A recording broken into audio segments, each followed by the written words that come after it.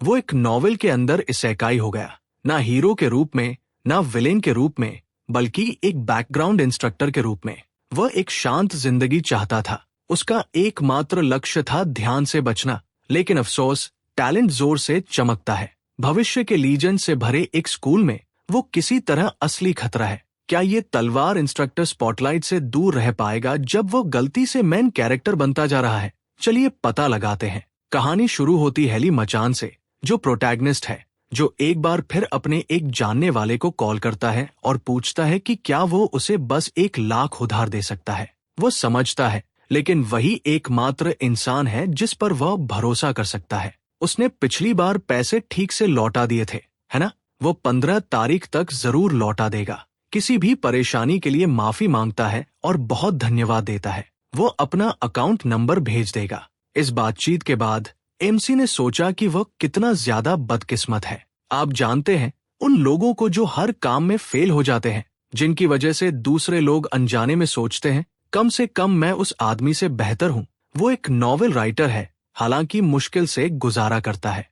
29 साल का आदमी किराए के लिए 1 लाख मांगने के लिए दोस्त को कॉल करता है। यही वह है। प्रोटैगनिस्ट अपने हाथों को मोड़ते हुए कहता है कि लगता है वो किसी तरह एक और महीना निकालेगा। उसने अपनी लेटेस्ट नॉवेल के नीचे नेगेटिव कमेंट्स पढ़े और कहा कि कमेंट सेक्शन पूरी तरह गड़बड़ है। ये एक लिटरेरी डिवाइस है जिसे फोरशैडोइंग कहते हैं, इसलिए उन्हें बस पढ़ते रहना चाहिए। क्या उन्हें लगता है नॉवेल लिखना आसान है? हालांकि इसमें पाठकों की कोई गलती नहीं है। फिर भी वह चाहता है कि उसके साथ भी कुछ ऐसा ही हो। काश वह किसी नॉवेल में दोबारा जन्म ले पाता और ताकतवर बन पाता। अचानक प्रोटैगनिस्ट की नाक से खून बहने लगा और वह टिश्यू ढूंढते हुए ऊपर देखने लगा। अचानक नर्क का राजा उसके सामने आया, हाथ में टिश्यू का डिब्बा पकड़े हुए, और पूछा क्या वही वह ढूंढ रहा था। एमसी पूरी तरह सदमे में था। उसने धन्यवाद दिया और आसपास देखने लगा। उसने कहा कि वह मिशन 29 है, एक नॉवेलिस्ट, मौत का कारण ओवरवर्क। उससे मिलकर खुशी हुई। वह चीफ डेविल था, दूसरे संसार का सर्वोच्च जज, महान नर्क का राजा। प्रोटैगनिस्ट ने उलझन में फिर पूछा कि उसने क्या कहा। नर्क के राजा ने समझाया कि उसकी जिंदगी खत्म हो चुकी है, लेकिन वो बहुत खुशकिस्मत है। प्रोटैगनिस्ट हैरान हुआ और बोला कि ये ऐसा शब्द है जिसे सुनने की उसे आदत नहीं है। उसने जवाब दिया कि उसकी किस्मत बहुत अच्छी है। उसका ऑर्डिनल नंबर था 77777777, एक लकी नंबर। इनाम के तौर पर वो उसे एक इच्छा पूरी करके देगा। बेशक भगवान बनने जैसी बेतुकी इच्छाएं असंभव थी। एमसी मुस्कुराया और बोला कि ये बहुत अनएक्सपेक्टेड है। वो अभी एक नॉवेल लिखकर खत्म करने वाला था। अगर यह ऐसे ही खत्म हो गया तो पाठक एंडिंग नहीं पढ़ पाएंगे। नर्क के राजा ने सख्ती से कहा कि उसे उसका धैर्य नहीं परखना चाहिए। प्रोटैगनिस्ट उत्साह से चिल्लाया, उसे ऐसा कर दो कि वह नॉवेल की दुनिया में दोबारा जन्म ले। वो हंसा और पूछा कि क्यों? प्रोटैगनिस्ट ने जोड़ा, इसे हरम बना देना। नर्क के राजा ने कहा कि ये मजेदार है। क्या कोई नॉवेल है जिसमें वह जाना चाहता है? जानकारी के लिए उसे उसकी लिखी हुई नॉवेल में भेजना असंभव है। एमसी हैरानी से सोचने लगा, उसे कैसे पता? हालांकि अगर वो अपनी ही नॉवेल में चला जाता तो ये उसे भगवान बना देने जैसा होता। उसे एक किताब याद आई और उसने सोचा कि उसे उस किताब का सब कुछ याद नहीं है, लेकिन कुछ हिस्से याद है। उस नॉवेल का प्रोटैगनिस्ट काफी आराम से रहता है ना? प्रोटैगनिस्ट ने जोर से कहा कि वह became a drop out from Hunter school नाम की किताब में जाना चाहता है। उसने यही नॉवेल चुनी। नर्क के राजा ने पूछा, क्या वह नॉवेल के अंदर जीना चाहता है? ये बहुत मजेदार इच्छा है। एक स्पेशल गिफ्ट के तौर पर वो उसे 2 छोटे अनुरोध और देगा। एमसी हैरान हुआ और बोला, उसे मेन स्टोरी शुरू होने से 2 साल पहले भेज दिया जाए। उसने सोचा कि ओरिजिनल नॉवेल में कहानी प्रोटैगनिस्ट के हाई स्कूल में दाखिल होने से शुरू होती है, लेकिन उसकी बदकिस्मती मिडिल स्कूल के आखिरी 2 सालों में शुरू हो जाती है। अगर वह मेन प्लॉट से पहले बदल सकता है तो उसके लिए सब कुछ आसान हो जाएगा। नर्क के राजा ने कहा कि यह बहुत अच्छा है। उसने उम्मीद की कि वो वहां खुशी से जिएगा। दूसरा अनुरोध क्या है? प्रोटैगनिस्ट टेलीपोर्ट होने लगा और घबराहट में चिल्लाया, उसे हैंडसम बना देना। पॉपुलर लोगों की सारी सबसे अच्छी खूबियां मिलाकर उसे बेहद हैंडसम आदमी बना देना। इस वाक्य के बाद ही वो गायब हो गया।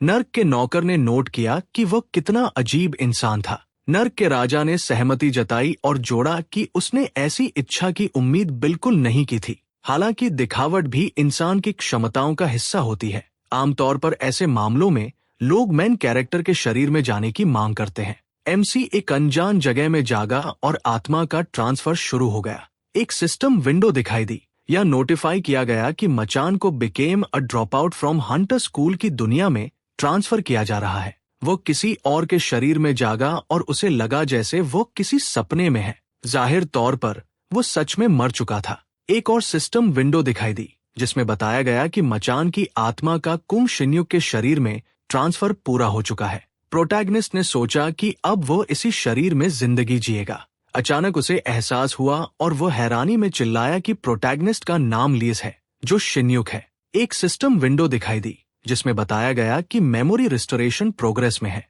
हंटर्स की दुनिया में एक हंटर की प्रतिभा 10 साल की उम्र में प्रकट होती है। हंटर स्कूल में दाखिला लेने के लिए एक खास टेस्ट लिया जाता है। हालांकि शिन्यू उसे पास नहीं कर पाया। जिस अनाथालय में वह रहता था, उसकी डायरेक्टर ने टेस्ट किट्स चुरा ली, जिसके बाद उसने रिपोर्ट कर दी कि किसी भी बच्चे को जरूरी रिजल्ट नहीं मिला। इसलिए बच्चों को एक नॉर्मल स्कूल भेज दिया गया, जहां उन्होंने हंटर की जिंदगी से दूर एक साधारण जीवन जिया। समय के साथ जब कानून में बदलाव हुआ और दोबारा टेस्ट लिया गया, तो पता चला कि अनाथालय के 15% बच्चों की रेटिंग एवरेज थी, लेकिन हंटर स्कूल में ट्रांसफर होना नामुमकिन था। शिन्युक ने 20 साल की उम्र में हाई स्कूल से ग्रेजुएशन किया और हंटर्स के लिए पोर्टर के रूप में काम किया। फिर आखिरकार उसकी क्षमताएं जागी और वो एक हंटर बन गया। किसी गिल्ड में शामिल होने पर उसकी यादें कुछ परिस्थितियों में प्रकट होंगी ताकि सिस्टम ओवरलोड न हो। एमसी ने यह पढ़ने के बाद कहा कि यह आदमी भी उसी की तरह बदकिस्मत है। उसे लगा कि उसके साथ धोखा हुआ है। नहीं, उसके साथ तो पक्का धोखा हुआ है। प्रोटैगनिस्ट ने नाखुशी से कहा कि जब वो किसी नॉवेल में पुनर्जन्म मांगता है तो साफ है कि वो प्रोटैगनिस्ट बनना चाहता है। अपनी दूसरी जिंदगी में भी वो बदकिस्मती का ही अवतार रहेगा। उसने सोचा कि जो रिकॉर्ड्स अभी दिखाई दिए, उनकी वजह से उसे शिन्युक नाम का किरदार याद आ गया। वो प्रोटैगनिस्ट की पैरेलल क्लास का तलवारबाजी इंस्ट्रक्टर है। वो सपोर्टिंग कैरेक्टर्स में भी एक सपोर्टिंग कैरेक्टर है, जिनकी नॉवेल में गिनती बहुत कम है। एमसी गुस्से में चिल्लाया। जितना भी वह सोचता है, सब कुछ नाइंसाफी ही लगता है। अगर उसे पहले पता होता कि सब कुछ ऐसा होगा, तो वह सीधे स्वर्ग जाने की इच्छा करता। उसने खुद को शांत किया और सोचा कि वो खुशी खुशी वापस जाकर उस कैमर से आमने सामने मिलेगा। लेकिन आफ्टर लाइफ में लौटने के लिए उसे मरना पड़ेगा। अगर वह सिर्फ नर्क के राजा से मिलने के लिए आत्महत्या करता है, तो क्या वो उसके साथ वहीं सड़ता रहेगा? एक सिस्टम विंडो दिखाई दी जिसमें बताया गया कि वो जल्द ही अपनी नींद से जागने वाला है। उन्होंने उसे शुभकामनाएं दी। प्रोटैगनिस्ट गुस्से में चिल्लाया, क्या ये कोई मजाक है? उसे सच में शिन्युक की जिंदगी जीनी होगी। उसे वापस ले जाओ। अचानक वह नए संसार में बिस्तर पर लेटा हुआ जाग गया। प्रोटैगनिस्ट ने चिंता से सोचा, तो ये सपना नहीं था। अचानक उसे चेस के फाइनेंशियल डिपार्टमेंट से कॉल आया। उसने फोन उठाया और मैनेजर ने उसे सलाम किया और अपना परिचय दिया। एमसी ने सोचा कि क्या वह सच में शिन्हुक के शरीर में आ गया है। मैनेजर ने समझाया कि वे उसे उसकी सेवरेंस पेमेंट की पुष्टि के लिए कॉल कर रहे हैं। अगर उसे कोई समस्या या सवाल हो तो वो इसी नंबर पर कॉल करे। अचानक एक नोटिफिकेशन आया कि उसे 3887146331 की डिपॉजिट मिली है। भेजने वाला था चेस गिल्ड सेवरेंस पे। उसका बैलेंस था 3095324851। इस रकम को देखकर प्रोटैगनिस्ट ने खुशी से पर्दे खोले और कहा कि आज से वो शिन्हुक है। उसने सोचा कि ये एक हंटर से ही उम्मीद की जा सकती है, जिसके पास 300 मिलियन से ज्यादा का बैलेंस हो। अपनी यादों को देखते हुए उसे लगा कि शिन्युक की जिंदगी उसकी जिंदगी से ज्यादा अलग नहीं है। लेकिन कुछ लोगों के लिए 300 मिलियन ज्यादा नहीं होंगे, मगर उसके लिए एक थर्ड रेट राइटर जो ओवरवर्क से मर गया और मुश्किल से गुजारा करता था, ये ऐसी बड़ी दौलत है जिसकी वो कभी कल्पना भी नहीं कर सकता था। प्रोटैगनिस्ट ने खुशी से अपनी बाहें फैलाई और कहा कि ऐसी जिंदगी की शिकायत करना गुनाह है। इस दुनिया में मॉन्स्टर्स, पोर्टल्स और हंटर्स होने के बावजूद ये जगह मॉडर्न साउथ कोरिया से अलग नहीं है। बिल्कुल कोरिया की तरह वह यहाँ भी 25 साल का है। वो 25 साल का एक आदमी है जिसके पास 300 मिलियन से ऊपर का बैलेंस है और वो सुपर हैंडसम है। इससे बेहतर क्या हो सकता है? वह जवान है, हैंडसम है, अच्छी क्षमताओं और स्टैमिना के साथ। बेशक भविष्य में बहुत से बी रैंक हंटर्स होंगे, उस मेन कैरेक्टर के मुकाबले जो एक अमीर परिवार में पैदा हुआ था और नॉवेल के दूसरे हिस्से में और भी मजबूत होता जाएगा, वो फीका पड़ जाएगा। उसकी मौजूदगी किसी भी तरह प्लॉट को प्रभावित नहीं करती। ये शानदार है। एमसी ने सोचा कि नॉवेल बन गया। हंटर स्कूल से ड्रॉप आउट नाम की ये नॉवेल 2 मेन कैरेक्टर्स वाली है। नॉवेल का मेन प्रोटैगनिस्ट किम दो-ही है और ली जियोंग है, जो एक लूजर के शरीर में चला जाता है। दूसरा वाला नॉवेल के प्लॉट की जानकारी का फायदा उठाता है। वह वही रास्ता अपनाता है जो पहले से मेन कैरेक्टर के लिए तैयार किया गया था। ऊपर से जियोंग अपनी दौलत का इस्तेमाल करके तरह तरह के एलिक्सर खाता है। आखिर में वो ओरिजिनल प्रोटैगनिस्ट की क्षमताओं से भी ज्यादा ताकतवर हो जाता है। लेकिन जो शिन्युक के शरीर में आया है वो उन दोनों से अलग है। उसे उनसे मुकाबला करने की जरूरत नहीं है और न ही वो उनका प्रतिद्वंद्वी है। शुरुआत से ही उसका उनसे जुड़ने का कोई कारण नहीं था। वो प्रोटैगनिस्ट बनना सिर्फ इसलिए चाहता था ताकि वह आराम से जिंदगी जी सके, मतलब कभी कभार काम करे और जिंदगी का मजा ले। लेकिन अब ये सब मुमकिन है। किसी समय बिल्कुल ओरिजिनल की तरह जब पोर्टल आउट ऑफ कंट्रोल हो जाएगा और दुनिया संकट में होगी तो दोहान और जेस मिलकर मॉन्स्टर्स की बड़ी सेना को रोकेंगे। एमसी ने कल्पना की कि जब पोर्टल आउट ऑफ कंट्रोल होगा तब प्रोटैगनिस्ट के माता पिता चिल्लाएंगे कि यही 2 लोग दुनिया की आखिरी उम्मीद है। लोग बस उन्हें चीयर कर पाएंगे। जिसंग आगे बढ़ो वो मानवता की रोशनी है। दोहिन लड़ता रहे और दुनिया को बचाए। हर कोई उनके नाम चिल्ला रहा होगा और प्रोटैगनिस्ट चिल्लाएगा कि अब बहुत सस्ते में महंगे इक्विपमेंट खरीदने का समय है। यही दुनिया के अंत का ट्रेड होगा। कल्पना बंद करते हुए प्रोटैगनिस्ट ने सोचा कि किसी भी हालत में ये दोनों उसके बिना भी दुनिया बचा लेंगे। इस बीच अगर वो गिरे हुए स्टॉक्स खरीद ले तो उसने कल्पना की और चिल्लाया कि पैसे नदी की तरह बह रहे हैं। वो भविष्य देख सकता था। ये वो भविष्य था जहां वो बिना पैसों की चिंता किए आराम की जिंदगी जी रहा था। अचानक उसके फोन पर एक नोटिफिकेशन आया कि वो फर्स्ट ईयर स्टूडेंट्स के लिए स्वॉर्ड्समैनशिप इंस्ट्रक्टर की पोस्ट के सिलेक्शन में पास हो गया है। डिटेल्स ईमेल पर भेज दी गई थी। कृपया ईमेल चेक करके रिप्लाई दे। प्रोटैगनिस्ट खुशी खुशी सोचने लगा कि क्या ये लॉटरी जीतने जैसा नहीं है। ऐसे में जब तक पोर्टल आउट ऑफ कंट्रोल नहीं होते उसे प्लॉट के हिसाब से ही जीना होगा। खैर, अब उसके लिए स्टार्टअप कैपिटल के लिए कुछ पैसे बचाने का समय था। कुछ समय बाद पहले वर्किंग डे पर एमसी ने सोचा कि हंटर वर्ल्ड में शिन्हुक एक बी रैंक हंटर और स्वॉर्ड्समैनशिप इंस्ट्रक्टर है। किस्मत से वो उसी समय शिन्हुक के शरीर में आया जब उसने चेज गिल्ड छोड़ी और हंटर स्कूल में नौकरी ज्वाइन की। उसने उससे जुड़ी सारी जानकारी स्टडी की, जिसमें उसके कॉन्टैक्ट्स और बैंक अकाउंट्स भी थे। जानकारी पढ़ते पढ़ते उसे पता चला कि शिन्युक एक बिल्कुल ही निराशाजनक आउटसाइडर था। प्रोटैगनिस्ट ने फोन हाथ में पकड़े हुए नोट किया कि वो घर से काम करता था, इसलिए उसका किसी भी कोलीग से कोई इंटरैक्शन नहीं था। लेकिन शिन्युक ने खुद ही पूरी दुनिया से दूरी बना ली थी। उसे याद आया कि बचपन में उसके साथ कैसे बदमाशी की गई थी और उसने नाखुशी से कहा कि ये सारे बच्चे तो चांदी का चम्मच मुंह में लेकर पैदा हुए हैं। जितना ज्यादा प्रभाव उतने ही बुरे काम। प्रोटैगनिस्ट ने सोचा कि अपनी पिछली जिंदगी में उसने बहुत कुछ छोड़ा, लेकिन सबसे ऊपर प्यार और शादी। वो लोगों से कहता था कि उसे फर्क नहीं पड़ता और अकेले रहना उसे आरामदायक लगता है, लेकिन वह पूरी तरह झूठ था। परिवार की जिंदगी छोड़ने के उसके कई कारण थे, लेकिन सबसे बड़ा कारण ये था कि वो एक थर्ड रेट राइटर था जो मुश्किल से गुजारा कर पा रहा था। हाँ, इंसाफ उससे दूर रहा, लेकिन अब ऐसा नहीं होगा। अगर वह प्रोटैगनिस्ट के शरीर में नहीं भी आया तो भी उसके पास बहुत कुछ दाव पर है। वो इन रिसोर्सेज का इस्तेमाल करके वो सब करेगा जो वो अपनी पिछली जिंदगी में कभी नहीं कर पाया। कुछ समय बाद एमसी काम के ऑफिस पहुंचा, सबको खुशी से ग्रीट किया और बताया कि वो फर्स्ट ईयर का नया स्वॉर्ड इंस्ट्रक्टर है। सारे कर्मचारी चुपचाप उसे देखने लगे।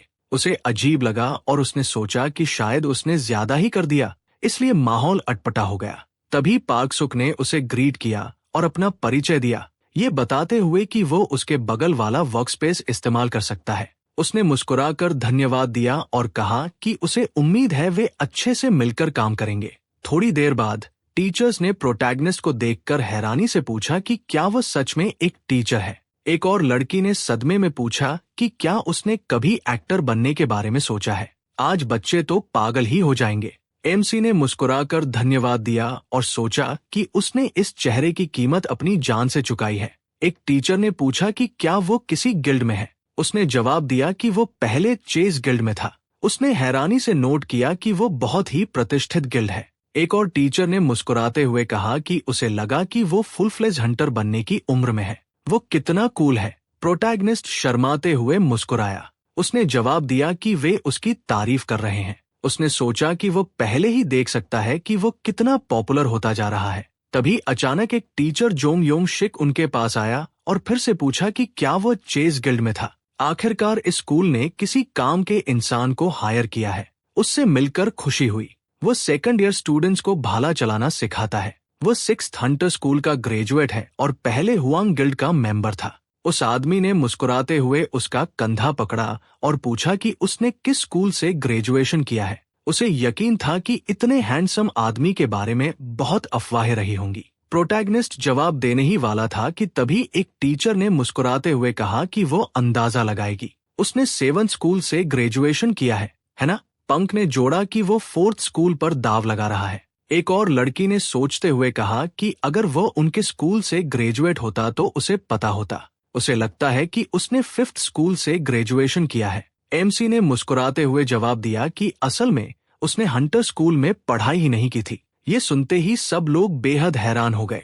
एक टीचर ने पूछा कि फिर वो हंटर कैसे बना।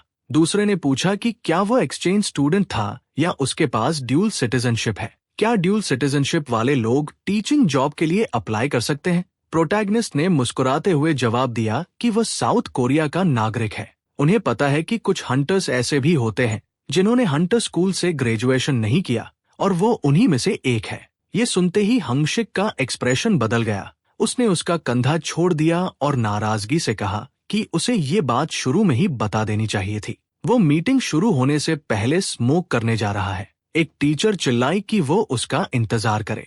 दूसरी टीचर ने निराश होकर कहा कि चेस गिल्ड के बारे में जानकर उसे उम्मीद हुई थी, लेकिन पता चला कि वो अनएजुकेटेड है, यानी वो कोटा से आया है। एमसी ने पूरी हैरानी में फिर पूछा, क्या वो अनएजुकेटेड है? तभी एक सिस्टम विंडो दिखाई दी जिसमें लिखा था कि सिस्टम ने शिन्युक की भावनाओं को पहचान लिया है और उससे जुड़ी यादें रिकॉल की जा रही हैं। Hunter factor test kit hunter factor पता करने का सबसे सटीक तरीका होती है। ये किट सालामस मॉन्स्टर के बायोलॉजिकल फ्लूइड से बनी होती है, जिसकी कीमत 1 लाख होती है। जिस अनाथालय के डायरेक्टर ने ये किट्स चुराई और रिपोर्ट किया कि सभी बच्चों के इंडिकेटर्स कम हैं, उसे गिरफ्तार कर लिया गया था। इसके बाद अनाथालय के एक ग्रेजुएट की मदद से सभी बच्चों ने दोबारा टेस्ट दिया और पास कर लिया। इसके बावजूद जो बच्चे नॉर्मल स्कूल से आए थे उन्हें हंटर एक्टिविटीज में हिस्सा लेने से रोक दिया गया, क्योंकि नॉर्मल स्कूल की शिक्षा हंटर स्कूल से अलग होती है। क्षमताओं में इस असमानता की वजह से उन हंटर्स के खिलाफ भेदभाव वाला कानून बना जो स्पेशल स्कूल से ग्रेजुएट नहीं थे। इससे शिक्षा के बिना भी नौकरी मिलना संभव हो गया। कुछ सरकारी संस्थाएं नॉन स्पेशलाइज्ड स्कूल के ग्रेजुएट्स के लिए कोटा भी देती है, लेकिन मौजूदा हालात उन लोगों की उम्मीदों पर खरे नहीं उतरते जो नॉर्मल स्कूल से ग्रेजुएट हुए थे। ऐसे ग्रेजुएट्स के प्रति नफरत और भी बढ़ गई।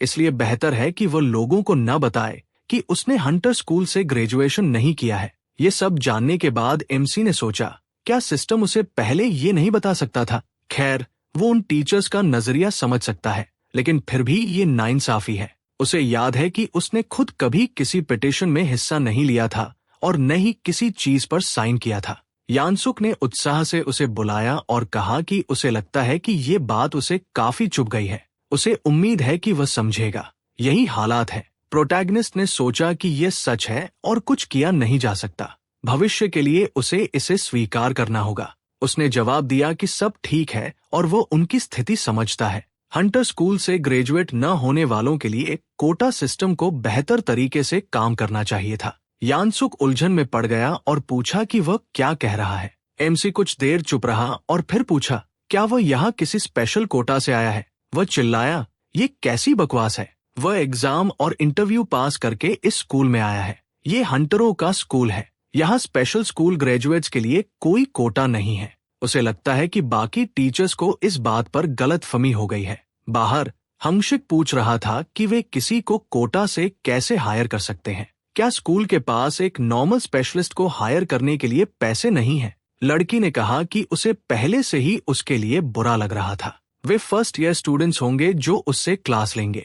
ज्यादातर फर्स्ट ईयर सिर्फ बेसिक्स और फिजिकल स्ट्रेंथ पढ़ते हैं, इसलिए सब ठीक रहेगा। जिसने भी इस बेवकूफ को हायर किया है, उसके दिमाग में एक समझदार आइडिया जरूर था कि उसे फर्स्ट ईयर्स को पढ़ाने की जिम्मेदारी दे दी। उसने सहमति जताई और जोड़ा कि वो अब भी एक हैंडसम लड़का है। दूसरी ने मुस्कुराते हुए पूछा, क्या उसे सच में उस पर क्रश है? लड़की ने नाखुशी से कहा, उससे क्या उम्मीद कर सकते हो? मान लो वो हैंडसम है, लेकिन अगर वो हंटर स्कूल से ग्रेजुएट नहीं है तो उससे क्या फायदा? उसने अपनी सिगरेट बुझाई और कहा कि हंटर स्कूल न जाना अनाथालय से ड्रॉप आउट होने जैसा है। उसका चेहरा अच्छा है, लेकिन कोई फाउंडेशन नहीं है। उसे बच्चों से कहना पड़ेगा कि उसकी क्लास के अलावा वे खुद भी स्वॉर्ड्समैनशिप सीखें।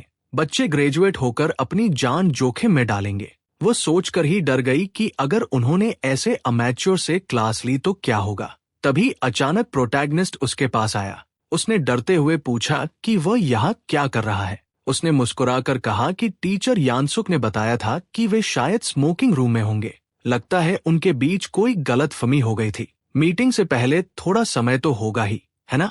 लड़की ने कहा कि इससे कोई फर्क नहीं पड़ता। वो वैसे भी खड़ा होकर सुन ही रहा था। एमसी ने घबराकर जवाब दिया कि उसने जानबूझकर ऐसा नहीं किया। उसने सोचा कि क्या वे उसे उकसा रहे हैं। उसे खुद को कंट्रोल करना होगा और भविष्य के बारे में सोचना होगा। उसने कहा कि उसे लगा कि वे अपनी गलतफहमियों को और फैला सकते हैं। वह इस स्कूल में किसी कोटा से नहीं आया है। वो उन्हें ये बताना चाहता था। अब वह उम्मीद करता है कि वे उसके साथ ठीक से पेश आएंगे। हंशिक ने गंभीर चेहरे से कहा कि शायद वह कुछ समझ नहीं पाया है। उन्हें इससे कोई मतलब नहीं है कि वह कोटा से आया या कनेक्शन से।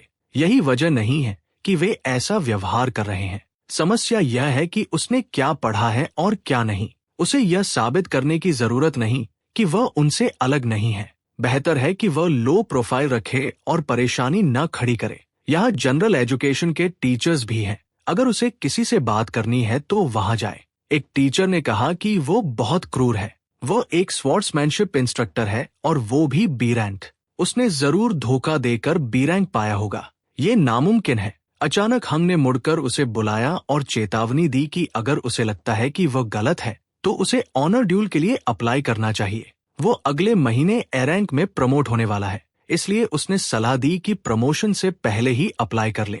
एमसी चुप रहा और उसने समझ लिया कि शिन्युक आउटसाइडर क्यों था। उसे याद आया कि अपनी पिछली जिंदगी में उसने एक और नॉवेल राइटर को अपना काम पढ़ने दिया था। उस आदमी ने कहा था कि नॉवेल ठीक है। प्रोटैगनिस्ट खुशी से पूछा, तो क्या मैं डेब्यू कर सकता हूँ? उसने तंज में कहा, डेब्यू? एक आम इंसान के लिए नॉवेल ठीक है। आखिर उसने मेरी तरह किसी स्कूल या अकेडमी से ग्रेजुएशन नहीं किया है। पब्लिश होने का सपना छोड़ दे, अपने लिए ही लिखता रहे, क्योंकि लिखना उसके लिए नहीं है। एमसी ने सोचा कि बाद में उसी बेवकूफ ने वही काम पब्लिश कर दिया और अब वो अच्छा कर रहा है। बाद में उस पर प्लेजरिज्म का आरोप लगा और सब कुछ बर्बाद हो गया। शिन्युक ने भी कई बार नाइंसाफी झेली थी। अगर सोचा जाए तो उसकी जिंदगी से ज्यादा अलग नहीं है। चाहे जिंदगी कितनी भी स्टेबल हो, क्या उसमें कोई मतलब है? वो यह सिर्फ एक बार करेगा। अचानक प्रोटैगनिस्ट ने हामशिक को आवाज दी और ऑनर ड्यूल का सुझाव दिया।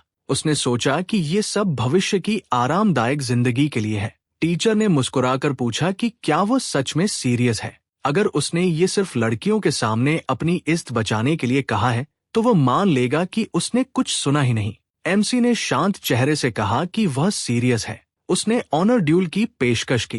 प्रोटैगनिस्ट ने सोचा कि इस दुनिया में जब दो हंटर्स के बीच विवाद होता है तो ऑनर ड्यूल उसे सुलझाता है। नियम के मुताबिक जो चुनौती स्वीकार नहीं करता उसे सबसे बड़ी बेइज्जती झेलनी पड़ती है, भले ही विवाद बेकार हो या किसी की जीत साफ हो। प्रोटैगनिस्ट ने उसके पास जाकर कहा कि वह उसे सिर्फ इसलिए नीची नजर से देखता है क्योंकि उसने हंटर स्कूल से ग्रेजुएशन नहीं किया, इसलिए वो ड्यूल के जरिए साबित करना चाहता है कि वो नॉर्मल ट्रीटमेंट का हकदार है। अगर वह चाहे तो प्रमोशन के बाद भी ड्यूल के लिए राजी हो सकता है। हंशिक ने तंज में पूछा कि क्या उसने पहले कभी ड्यूल किया है। उसे समझ है कि ऑनर ड्यूल में उसकी मौत भी हो सकती है ना? वो उसकी चोटों की जिम्मेदारी नहीं लेगा। एमसी ने गंभीर चेहरे से कहा कि उसकी जुबान बहुत बड़ी है, शायद इसलिए क्योंकि वो स्पीयर इंस्ट्रक्टर है। वे ठीक एक हफ्ते बाद अगले शुक्रवार ट्रेनिंग ग्राउंड में मिलेंगे।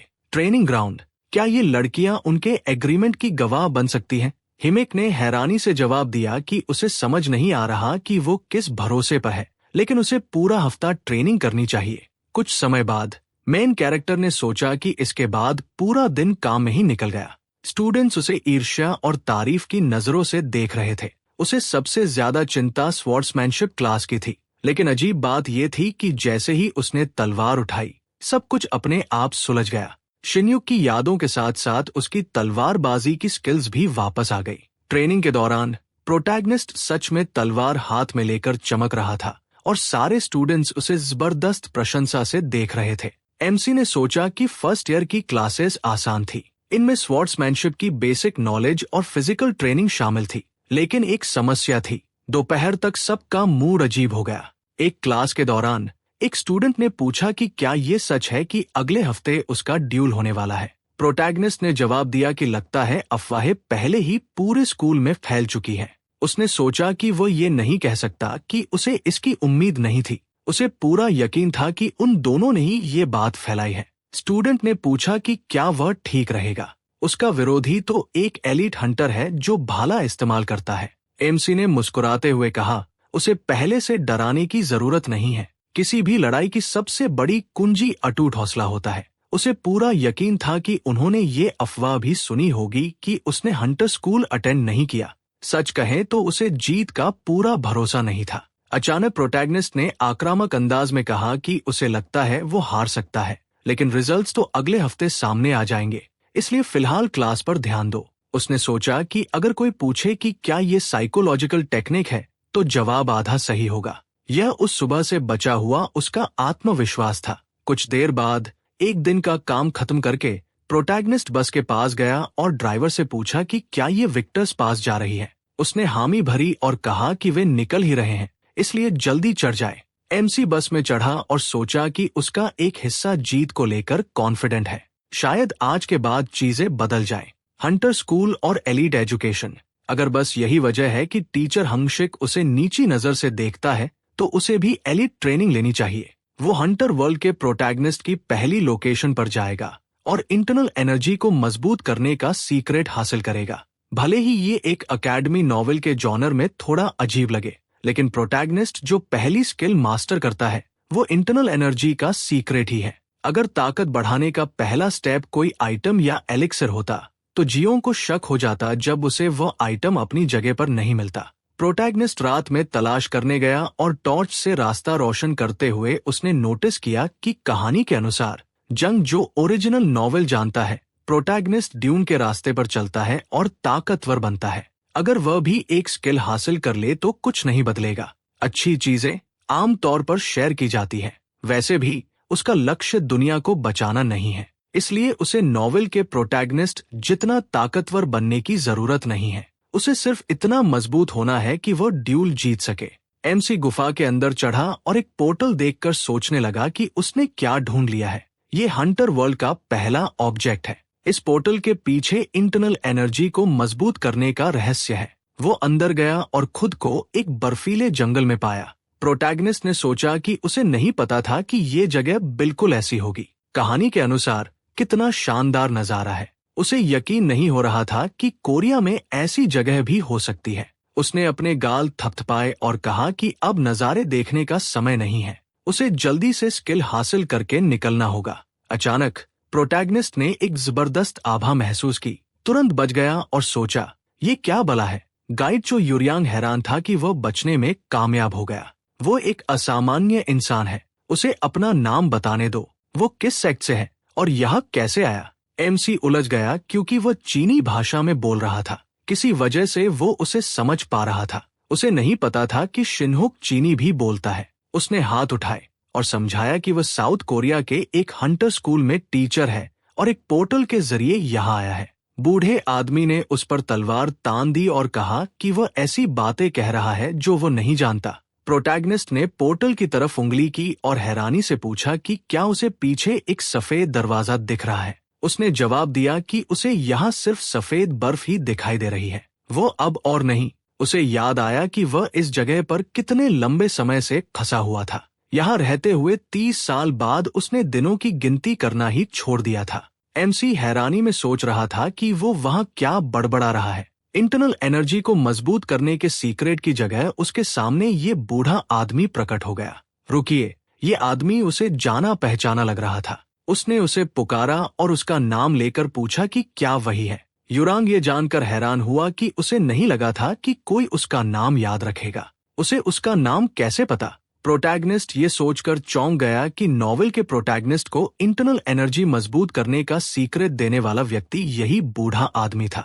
लेकिन अजीब बात यह थी कि जब प्रोटैगनिस्ट पोर्टल से यहाँ आया था तब वह मौजूद नहीं था। उसकी जगह एक विल और स्किल को मास्टर करने की जानकारी थी। उसे अचानक याद आया कि मेन स्टोरी शुरू होने से 2 साल पहले उसने खुद नर्क के राजा से उसे ट्रांसपोर्ट करने के लिए कहा था और उसने सोचा कि युरियांग अभी भी जिंदा है। वो हालात समझ गया, लेकिन वो उसे ये नहीं बता सकता था कि उसने उसका नाम किताब से पढ़ा है। एमसी ने उत्साह से कहा कि उसने उसके बारे में पहले सुना था। बूढ़ा आदमी हैरान हुआ और पूछा कि उसने क्या सुना। उसने जवाब दिया कि ये बहुत पहले की बात है, एक लेजेंडरी स्वॉर्ड मास्टर की कहानी जो अचानक एक भयानक ड्रैगन से लड़ाई के दौरान गायब हो गया था, जिसने अचानक प्रकट होकर बहुत से लोगों के लिए मुसीबत खड़ी कर दी थी। वो उस कहानी का हीरो था। युराम मुस्कुराया और बोला कि उसे लगा था किसी ने वो लड़ाई देखी होगी। प्रोटैगनिस्ट ने खुशी से सोचा कि बात बन गई। उसने बस वही दोहराया था जो उसने किताब में पढ़ा था। इस बूढ़े आदमी ने थोड़ा गार्ड डाउन कर लिया।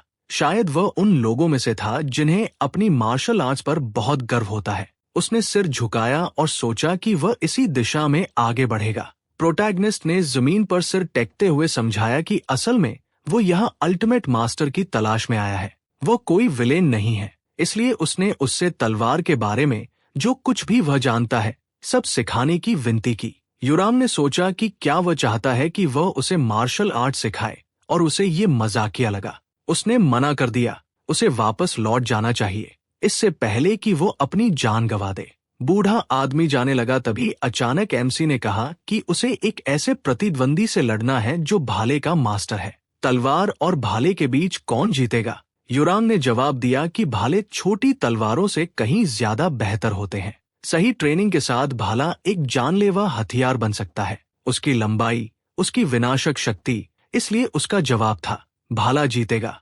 प्रोटैगनिस्ट हैरान हुआ कि उसने इतनी जल्दी तलवार की हार मान ली। बूढ़े आदमी ने जोड़ा कि अगर वह सब समझ गया है तो उसे वापस लौट जाना चाहिए। उसे अपनी जिंदगी की कीमत समझनी चाहिए। वो उत्साहित होकर सोचने लगा कि वह ऐसे ही नहीं जा सकता। उसने उससे इतनी बकवास की और अब सूरज ढलते ही भाग जाने वाला है। अगर उसे पता होता कि उसे वापस भेज दिया जाएगा तो वह यहाँ आता ही नहीं। प्रोटैगनिस्ट ने कहा कि वह यह जानता है। वह जानता है कि तलवार भाले को नहीं हरा सकती, लेकिन उसे लगा था कि वह यहाँ कोई दूसरा जवाब ढूंढ पाएगा। अगले हफ्ते उसे बहुत से लोगों के सामने लड़ाई लड़नी है। उसे वापस जाकर कड़ी ट्रेनिंग शुरू करनी होगी, लेकिन पहले से जानते हुए कि जीत की उम्मीद नहीं है, वह ऐसा कैसे करेगा? उसे क्या करना चाहिए? शायद उसे मना कर देना चाहिए, लेकिन तब उसकी बेइज्जती होगी। वह भाले के इंस्ट्रक्टर से क्या कहे? शायद कुछ ऐसा कि तलवार इंस्ट्रक्टर्स की तरफ से वह भाले की श्रेष्ठता स्वीकार करता है, या फिर उसके भाले के सामने उसकी तलवार बस एक डाली है। या उसे टूकपिक कह देना चाहिए। हाँ, टूकपिक ज्यादा अच्छा लगेगा। यूरियन ने चिढ़कर कहा कि वे सिर्फ ये चर्चा कर रहे हैं कि कौन सा हथियार ज्यादा ताकतवर है, लेकिन उसे ये नहीं पता कि उसका प्रतिद्वंदी कितना काबिल है। राजा की तलवार पूरे ड्रैगन को 2 टुकड़ों में काट सकती है। उसके सामने भाले की तुलना तलवार से करना ही उसका सिर काटने की वजह बन सकता था। खैर, वो उसकी मदद करेगा, इसलिए उसे रोना बंद करना चाहिए। एमसी ने रोने का नाटक करते हुए मुस्कुराकर सोचा कि वो सफल हो गया है। उसने अपना चेहरा पोंछना शुरू किया और धन्यवाद देने के बाद पूछा कि वह किस तरह की मदद की बात कर रहा है। शायद वो उसके साथ कोई सीक्रेट शेयर करने वाला है या कोई स्पिरिचुअल एलिक्सर देने वाला है। उसे कुछ भी मिले वो आभारी रहेगा। बूढ़े आदमी ने उसकी ओर इशारा किया और पूछा कि वो क्या बकवास कर रहा है। वह उसे उससे भी बेहतर चीज दे रहा है। अचानक प्रोटैगनिस्ट ने अपने पूरे शरीर में जबरदस्त ऊर्जा की लहरें महसूस की और जमीन पर गिरते हुए सोचा कि ये बहुत गर्म है। उसे ऐसा लग रहा था जैसे उसे डंडे से पीटा जा रहा हो। युराम ने नोटिस किया कि वो बहुत कमजोर था। उसने उसके शरीर में शुद्ध यांग एनर्जी की थोड़ी सी मात्रा इंजेक्ट की। 4 दिनों में ये पूरी तरह उसके शरीर में घुल जाएगी और वो बदलाव महसूस करेगा। वो नहीं जानता था कि उसका प्रतिद्वंदी कितना ताकतवर है, लेकिन अगर वो खुद में अच्छा हुआ तो वो लड़ाई से बिना हारे बाहर आएगा। एमसी ने असंतोष से सोचा, बस इतना ही? क्या यही नॉवेल के प्रोटैगनिस्ट का महान मौका है? वो चिल्लाने ही वाला था, लेकिन बूढ़े आदमी ने उसे रोक दिया और कहा कि अगर वो ड्यूल जीत जाए तो फिर उससे मिलने आए। वो वैसे भी कहीं जाने वाला नहीं है। अब उसे अपनी दुनिया में लौटना चाहिए और सबको साबित करना चाहिए कि तलवार भाले से ज्यादा मजबूत है। 1 हफ्ते बाद दोनों टीचर ट्रेनिंग ग्राउंड में मिले। ह्योंग शिक ने मजाक उड़ाते हुए पूछा, क्या वो सच में भागा नहीं? उसे लगा था कि वो हफ्ते का सही इस्तेमाल करेगा और अपने लिए नई नौकरी ढूंढ लेगा। प्रोटैगनिस्ट ने गंभीर चेहरे के साथ कहा कि उन्हें बातों में समय बर्बाद नहीं करना चाहिए और सीधे लड़ाई शुरू करनी चाहिए। वो हंसा और फाइटिंग स्टांस लेते हुए बोला कि वो उसे हेड स्टार्ट देगा और पहले हमला करने देगा। एमसी ने सोचा कि भाले को तो साफ फायदा है। वो भी फाइटिंग स्टांस में आ गया और उसे धन्यवाद देते हुए कहा कि उम्मीद है वो पछताएगा नहीं। प्रोटैगनिस्ट ने महसूस किया कि उसका शरीर बहुत हल्का है। वो इतना मजबूत हो गया था कि उसे आसानी से पीटा नहीं जा सकता था। लेकिन क्या वो सच में उसे हरा पाएगा? इस ड्यूल के बाद अगर उसे स्ट्रेचर पर ले जाना पड़ा तब भी वो कायर की जिंदगी नहीं जिएगा। उसने बिजली की तरह डेश मारा और एक ही पल में ऐसा स्लैशिंग वार किया कि भाला टूट गया और प्रतिद्वंदी के कपड़े तक फट गए। देखने वाले सभी लोग पूरी तरह हैरान रह गए। रेफरी ने घोषणा की कि ड्यूल समाप्त हुआ। जीत टीचर शिनह्यूक की है। जल्दी से एम्बुलेंस बुलाओ। इतनी जबरदस्त चोट से हंगशिक जमीन पर गिर पड़ा और दर्द से चीखने लगा। उत्साह से कांपते हुए एमसी को बूढ़े आदमी की बात याद आई कि 4 दिनों में एनर्जी पूरी तरह उसके शरीर में घुल जाएगी और वो बदलाव महसूस करेगा। वो लड़ाई से बिना हारे बाहर आएगा। तलवार को कसकर पकड़ते हुए उसने घबराकर कहा कि वो बूढ़ा आदमी पागल है। उसने उसके शरीर के साथ क्या कर दिया? प्रोटैगनिस्ट ने सोचा कि नॉवेल का मेन कैरेक्टर हंटर स्कूल से ड्रॉप आउट हो गया था। वो मार्शल आर्ट्स की ट्रेनिंग करता है और उसकी ताकत तेजी से बढ़ती जाती है। बेशक इसका एक कारण ये भी है कि वह एलिक्सर पानी की तरह पीता है। उसे लगा कि वो बहुत ज्यादा मजबूत हो गया है। अचानक टीचर यानसुक दौड़ते हुए उसके पास आए और उत्साह से चिल्लाए, क्या वो घायल है? एमसी ने मुस्कुराते हुए पूछा कि क्या वो ड्यूल देख रहे थे। उसने प्रशंसा के साथ हामी भरी और जोड़ा कि ये कमाल का था। सच कहूं तो वह देख भी नहीं पाया कि हुआ क्या। वह 1 सेकंड के लिए गायब हो गया और फिर सबने टीचर हंगशिक का अंडरवियर देख लिया। प्रोटैगनिस्ट ने सोचा कि बाकी टीचर शायद उसे एक साधारण जनरल एजुकेशन टीचर समझते होंगे। वैसे वो इतना खुश क्यों है? लगता है उसे टीचर हंगशिक से कुछ दुश्मनी थी। यानसुक ने खुशी से कहा कि किसी भी हाल में वो खुश है कि वह सुरक्षित है। ऐसी घटना नजरअंदाज नहीं की जा सकती। आज वो उसे ट्रीट देगा। बाकी टीचर भी जुड़ते गए और कहने लगे कि वे भी आएंगे। उसने उत्साहित होकर कहा कि इसका मतलब है वो हर एक पर सिर्फ 20,000 ही खर्च कर सकता है। कुछ देर बाद वे सब एक कैफे में इकट्ठा हुए और अच्छे से आराम किया। रात में एमसी घर लौटा और नशे में उनसे कहा कि उसे और ड्रिंक न डाले। शिनह्यूक सुबह 4 बजे तक घर नहीं पहुंचा। इतना पीने के बाद कोई भी सामान्य इंसान भयानक हैंगओवर में होता, लेकिन उसका शरीर खुद ही साफ हो चुका था। उसे अपनी योजना से कहीं ज्यादा फिजिकल स्किल्स मिल गई थी। प्रोटैगनिस्ट अचानक जागा और हैरान हुआ कि उसे हैंगओवर नहीं था। उसके साथ क्या हुआ था? इस हालात में शिनह्यूक उस व्यक्ति से मिलने से खुद को रोक नहीं सका जिसने उसके शरीर को इतना बदल दिया था। कुछ समय बाद प्रोटैगनिस्ट कुछ तोहफों के साथ बूढ़े आदमी के पास लौटा। उसे नहीं लगा था कि वो फिर कभी इस जगह आएगा, लेकिन उसे उसका शुक्रिया अदा करना था क्योंकि वो सिर्फ उसकी वजह से जिंदा है। हर तरफ सफेदी थी, चारों ओर सिर्फ बर्फ और पेड़ थे। एमसी युरांग को ढूंढने लगा और उलझन में पड़ गया। उसने कहा कि वह इस जगह से पोर्टल के जरिए जा नहीं सकता, है ना? यहाँ तो जानवर तक नहीं थे। नॉवेल की काल्पनिक दुनिया के लिए भी ये बहुत कठोर था। अचानक बूढ़े आदमी ने उसकी मौजूदगी महसूस की। ध्यान लगाते हुए उसने देखा कि वह आ चुका है। क्या उसने भाले के मास्टर को हरा दिया? प्रोटैगनिस्ट ने खुशी से जवाब दिया कि उसने एक ही तलवार के वार में उसे मार दिया। उसका प्रतिद्वंदी वो शर्मिंदगी के साथ युद्ध भूमि छोड़ चुका था, सिर्फ अपना अंडरवियर पहने हुए। उसने कहा कि भाला मास्टर उसकी सोच से ज्यादा कमजोर निकला। एमसी ने समझाया कि उसकी दुनिया में वो आदमी काफी मशहूर था। सच कहे तो वो यहाँ इसलिए आया था क्योंकि वो उससे कुछ पूछना चाहता था। उस दिन उसने उसके शरीर के साथ क्या किया था? यूरियांग ने उलझन में पूछा। इसका क्या मतलब है? उसने तो बस डैंटियन का रास्ता थोड़ा सा खोल दिया था ताकि वो कम से कम लड़ाई से जिंदा बाहर आ सके। ड्यूल में उसने कौन सी मार्शल आर्ट इस्तेमाल की थी? उसके प्रतिद्वंदी की आंतरिक शक्ति कितनी जबरदस्त थी? सब कुछ कितना अच्छे से चल रहा था। वो बस ऊब रहा था, इसलिए बात कर रहा था। प्रोटैगनिस्ट हैरान रह गया कि ये भी कोई मार्शल आर्ट थी। अब उसे सब समझ आ गया। इस बूढ़े आदमी ने उस पर दाव लगाया था और पहली लड़ाई भविष्य के शिष्य के रूप में उसकी काबिलियत की एक तरह की परीक्षा थी। जियोंग ने अलग अलग आध्यात्मिक एलिक्सर से डैंटियन का रास्ता खोला था और उसने ये सब खुद किया था। उसने उत्साह से जवाब दिया कि ये कहते हुए उसे अफसोस है, लेकिन उसने कभी मार्शल आर्ट्स नहीं सीखी। यूरियांग उलझ गया और पूछा कि वो क्या बकवास कर रहा है। उसका डैंटियन तो बंद था, लेकिन उसे यकीन था कि उसने ज्ञान के निशान महसूस किए थे। एमसी ने समझाया कि ये बस साधारण तलवार कौशल थे। उसने सोचा कि नूरिम में योद्धा मार्शल आर्ट से आंतरिक शक्ति बढ़ाते हैं, लेकिन हंटर्स के लिए चीजें अलग तरह से काम करती हैं। यह कुछ ऐसा है कि जितनी ज्यादा ट्रेनिंग, उतना ज्यादा मना शरीर में बनता है। प्रोटैगनिस्ट उसके पास आया और पूछा कि क्या उसे उस देश का नाम याद है जहां वो यहाँ आने से पहले रहता था। बूढ़े आदमी ने हामी भरी और कहा कि वो मिन साम्राज्य से था। जो युआन जांग उनका सम्राट था। प्रोटैगनिस्ट ने सोचा, बस यही है। हंटर्स का जागरण ज्यादा समय पहले नहीं हुआ था। यूरियांग बिल्कुल अलग दुनिया से आया था, इसलिए उसे बाहर की दुनिया में क्या चल रहा है इसका पता नहीं था। उसने कहा कि उसे इतिहास में दिलचस्पी है, इसलिए वो ये सब जानता है। पौराणिक तलवार, मार्शल आर्ट्स अब बाहरी दुनिया में मौजूद नहीं है। बूढ़ा आदमी पूरी तरह चौंक गया। उसने क्या कहा?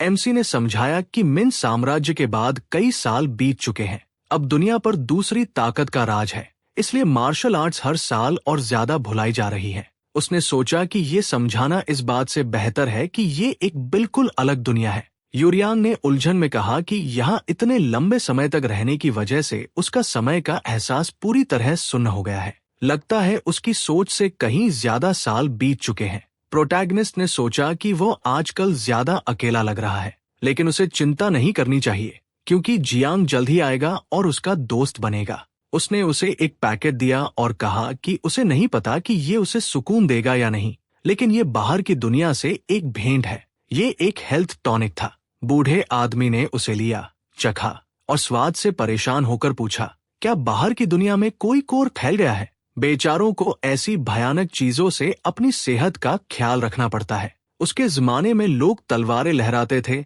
और 50 साल पुराना जंगली जिनसेंग साइड डिश की तरह खाते थे। दुनिया को क्या हो गया है? एमसी ने सोचा कि वो लोगों की नसों पर चढ़ने वाला इंसान है। उसने अपने बैग में हाथ डाला और कहा कि शायद उसे कुछ मीठा पसंद आए। यूरियांग ने सोचा कि क्या वो उसे कोई छोटा बच्चा समझ रहा है। प्रोटैगनिस्ट ने पैकेट निकाला और बताया कि इसे चॉकलेट कहते हैं।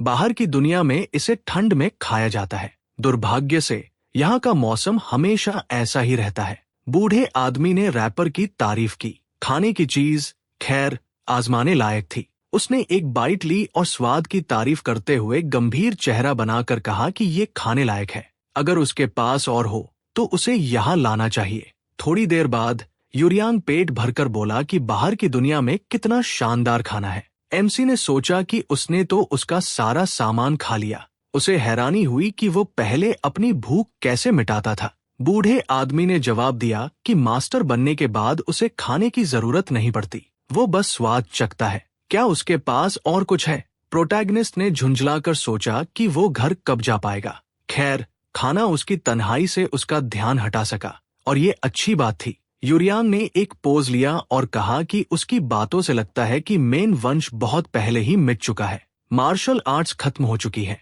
और दुनिया में राक्षस प्रकट हो रहे हैं। प्रोटैगनिस्ट ने जवाब दिया कि ये सच है। मिरिम की जगह अब हंटर्स है।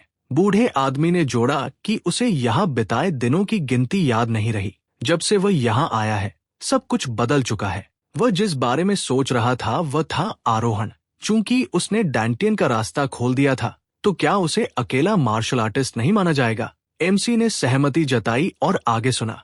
यूरियो ने बताया कि जिन लोगों ने मार्शल आर्ट्स में महारत हासिल की है और जिन्होंने नहीं की है, उनके बीच ताकत का अंतर बहुत बड़ा होता है। वह अपनी ताकत का इस्तेमाल कैसे करने वाला है? उसने जवाब दिया कि वह बस एक नॉर्मल लाइफ जीने की योजना बना रहा है। उसे ये बात पसंद आई कि ज्यादा शराब पीने के बाद भी उसे हैंगओवर नहीं होता। उसने सोचा कि अगर उसे सुबह जल्दी उठना पड़े तो ये काम आएगा। साथ ही लंबे समय तक गेम खेलने के बाद उसकी पीठ भी नहीं दुखेगी। बूढ़े आदमी ने नोट किया कि उसने अभी तक उसका नाम नहीं पूछा। एमसी ने अपना परिचय दिया और अपना बैकपैक पहनने लगा। यूरियो ने उसे देखा और सोचा कि वो तो बस एक टीचर है जो बच्चों को बेसिक सिखाता है। अगर वो उसे अपना ज्ञान दे भी दे तो वो कोई बेवकूफी नहीं करेगा। उसने गर्व से घोषणा की कि वह तलवार सम्राट है, वो मास्टर जिसने ड्रैगन को मारा और सम्राट को बचाया। वो उसे अपना शिष्य बनाएगा। प्रोटैगनिस्ट ने शांत चेहरे से जवाब दिया कि वह मना करता है। बूढ़ा आदमी बहुत हैरान हुआ और पूछा क्या उसने गलत सुना। उसने कहा कि नहीं, वो वाकई उसका आभारी है, लेकिन उसे इसकी जरूरत नहीं है। उसका इतना ताकतवर बनने का कोई इरादा नहीं है। उसने उसे संकट से निकालने में मदद की ताकि वह अपनी जिंदगी में वापस जा सके। युरांग ये सुनकर चौंक गया कि अगर वो उसका शिष्य बनता तो पूरी दुनिया उसके कदमों में होती, लेकिन उसने उसकी अडिग नजर देखी। खैर, ऐसे में उसे जाने दो, उसे अपने आरोहण की तैयारी करनी है। एमसी ने सिर झुकाया और कहा कि ऐसे महान व्यक्ति से मिलना उसके लिए सम्मान की बात है। बूढ़े आदमी ने कहा कि उसे बहुत अफसोस है। उसने सोचा था कि अपनी मौत से पहले वह दुनिया को कुछ देकर जाएगा। प्रोटैगनिस्ट स्तब्ध रह गया और सोचा कि उपन्यास के प्लॉट के मुताबिक उसे ये दुनिया छोड़नी होगी, लेकिन किस समय पर? उसने उसे पुकारा और पूछा कि क्या वह सच में यहाँ से स्वर्ग में आरोहण कर सकता है। युराम ने जवाब दिया कि एक निश्चित स्तर की ज्ञान प्राप्ति, कौशल और सद्गुण हासिल करके ये संभव है। वह कौशल के अधिकतम स्तर के करीब पहुंच चुका है। उसे उसकी मदद करके सद्गुण भी मिल चुका है। बस थोड़ी सी ज्ञान प्राप्ति बाकी है और उसका लक्ष्य पूरा हो जाएगा। उसे कुछ छोड़ने की भी जरूरत नहीं पड़ेगी। एमसी सदमे में खड़ा हो गया और पूछा कि क्या वह सच में कोई ज्ञान पीछे नहीं छोड़ेगा, जैसे कोई किताब वगैरह? बूढ़े आदमी ने नाराज होकर पूछा, जब कोई पढ़ेगा ही नहीं तो किताबें क्यों छोड़नी?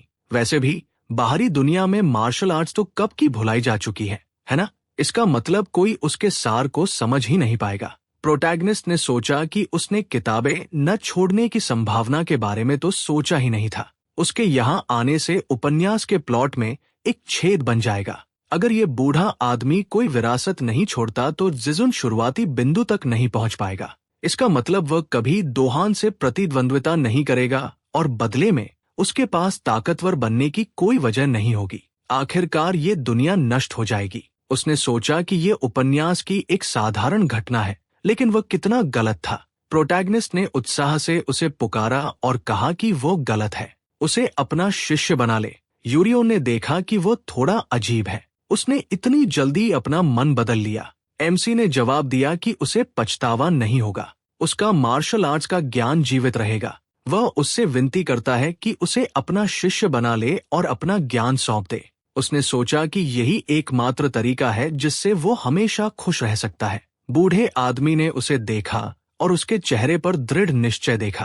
प्रोटैगनिस्ट ने कहा कि हर बार जब वह यहाँ आएगा वो बाहर की दुनिया से खाने का प्रसाद लाएगा।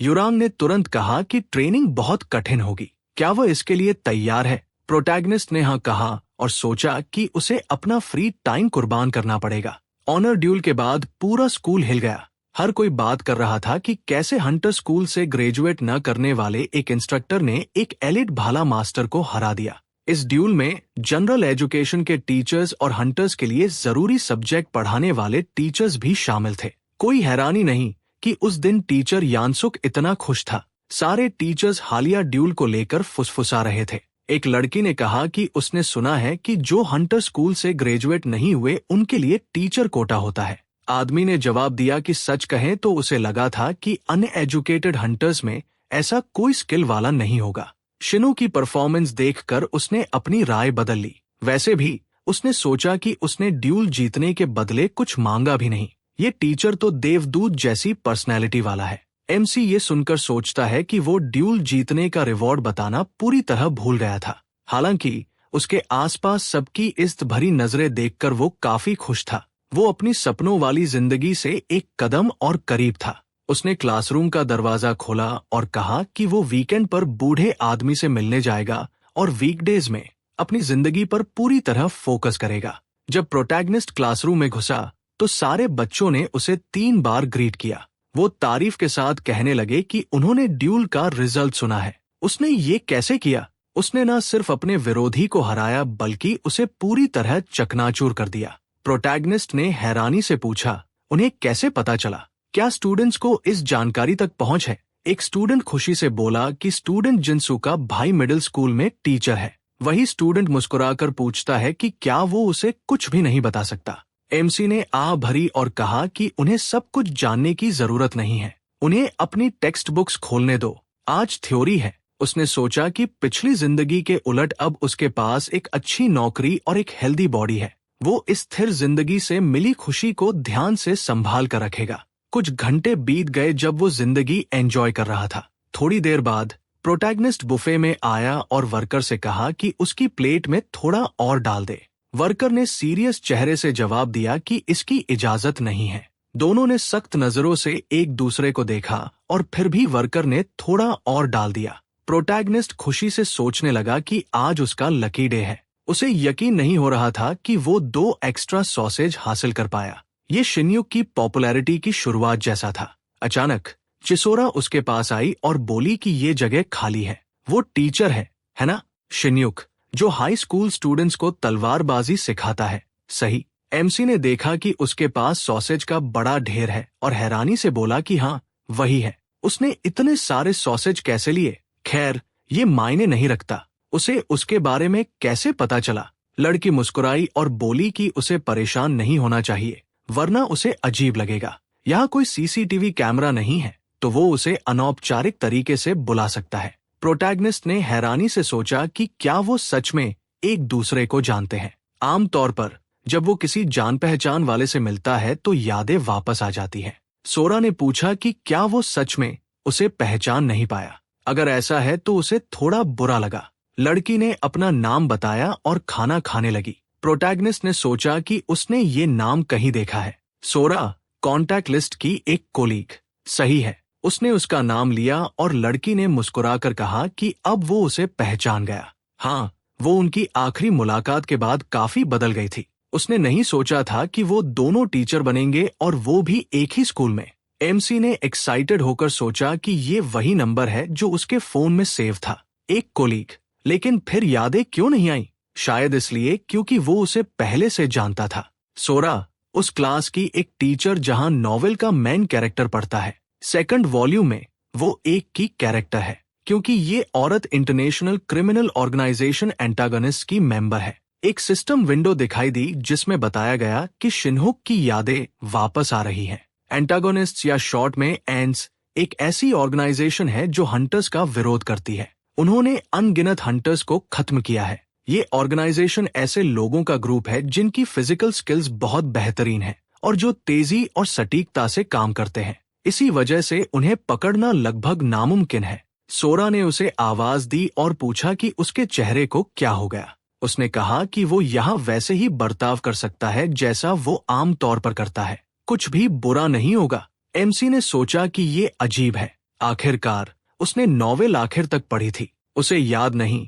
कि शिन्युक के एंटोस का मेंबर होने की कोई जानकारी थी। एक सिस्टम विंडो दिखाई दी जिसमें बताया गया कि एक एक्स्ट्रा चैप्टर खुल गया है। इस पॉइंट से एंट्स ऑर्गेनाइजेशन के असैसिन शिनहुक की कहानी शुरू होती है। प्रोटैगनिस्ट डर के साथ सोचता है, असैसिन, वो आखिर कर क्या रहा था? उसे याद है कि उसने नॉवेल को ध्यान से आखिर तक पढ़ा था। ऐसा कैसे हो सकता है कि उसने नोटिस नहीं किया कि शिनहुक एंटास ऑर्गेनाइजेशन का मेंबर है? रुको, शायद कुछ और है। नॉवेल खत्म करने वाले राइटर के इंटरव्यू में कहा गया था कि वो सीक्वल पर काम कर रहा है। ऑथर ने कहा था कि सीक्वल उन पलों को कवर करेगा जो मेन स्टोरी में नहीं थे। एक सिस्टम विंडो दिखाई दी जिसमें लिखा था कि एक एक्स्ट्रा चैप्टर पढ़ने के लिए उपलब्ध है। शिनहुक प्रोलॉग।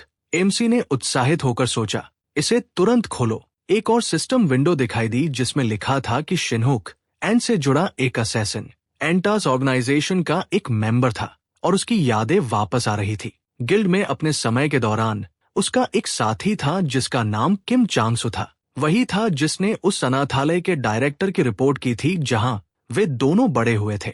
2 साल पहले वे दोनों माउंट गुआनो के पोर्टल में एक और मिशन के बाद साथ लौट रहे थे। अचानक पोर्टल फट गया और उससे तरह तरह के मॉन्स्टर निकलने लगे। उन्होंने तुरंत गिल्ड में कांटेक्ट किया, लेकिन वो किसी और घटना में बिजी थे। शिनहुक और चांग-सू, वो उसके लिए भाई जैसा था। उस दिन शिनहुक ने अपने सबसे प्यारे इंसान को खो दिया। सब खत्म होने के बाद गिल्ड ने समझाया कि वो मदद भेजने की हालत में नहीं थे। उस वक्त शहर में भी मॉन्स्टर्स का आतंक था, इसलिए उन्होंने 2 लो रैंक हंटर्स को कुर्बान करने का फैसला किया। लेकिन शिन्युक जानता था कि ये सब भेदभाव की वजह से हुआ, क्योंकि वो और उसका साथी एक नॉर्मल स्कूल से आए थे। असली वजह जानने के बाद उसने ओवरसीज ट्रांसफर के लिए अप्लाई करने का फैसला किया। चीन में 1 साल लंबे मिशन से लौटने के बाद शिन्युक गिल्ड छोड़ना चाहता था, लेकिन उसी वक्त सोरा सामने आई और उसे एंटास ऑर्गेनाइजेशन ज्वाइन करने का ऑफर दिया। एमसी ने ये पढ़कर सोचा कि एक्स्ट्रा चैप्टर्स की प्लॉट काफी डार्क थी। वो सोच भी नहीं सकता था कि एक सेकेंडरी कैरेक्टर की इतनी गहरी बैक स्टोरी होगी। एक सिस्टम विंडो दिखाई दी जिसमें आगे बताया गया कि शिन्युक इस लड़की से प्यार कर बैठता है और तुरंत ऑर्गेनाइजेशन ज्वाइन कर लेता है। वो ऑर्गेनाइजेशन के फायदे के लिए फंड भी डोनेट करता है। रेफरेंस के लिए शिन्युक ने सोरा के सामने अपने फीलिंग्स कबूल किए थे, लेकिन उसे रिजेक्ट कर दिया गया। कूल बने रहने के लिए वो ऑर्गेनाइजेशन में ही रहता है और उसे सपोर्ट करता रहता है, और उसके करीब आने के लिए वो हंटर्स के स्कूल में जॉब लेने का फैसला करता है। मेन कैरेक्टर ने सोचा कि ये बेवकूफ किसी अजीब गेम में लगा हुआ है। चांग-सू का क्या, अपने साथी का बदला कहा गया। तभी अचानक सोरा ने उसे आवाज दी और पूछा कि क्या वो ठीक है। प्रोटैगनिस्ट ने उत्साह से जवाब दिया कि वो ठीक है। उसने पूछा कि क्या सच में। वो बहुत ज्यादा हैरान लग रहा था। एमसी मुस्कुराया और सोचा कि अगर वो उसकी जगह होती तो क्या वो हैरान नहीं होती। उसने सोचा कि आखिरकार उसके खुशहाल दिन आ गए हैं, लेकिन पता चला कि वो एक क्रिमिनल ऑर्गेनाइजेशन का मेंबर है। वो तो पागल हो जाता। लड़की ने जोड़ा कि उसे पता है कि उसके पास कितनी स्किल्स हैं, लेकिन हंटर स्कूल में घुसना बेहद मुश्किल है। जब उसने बताया कि वो गिल्ड छोड़कर स्कूल ज्वाइन कर रहा है, तो उसे लगा कि इसमें कम से कम 2 साल लगेंगे। प्रोटैगनिस्ट खुशी से मुस्कुराया और पूछा कि क्या ये सच है। उसने सोचा कि उसने इंटरव्यू एक ही बार में क्लियर कर लिया।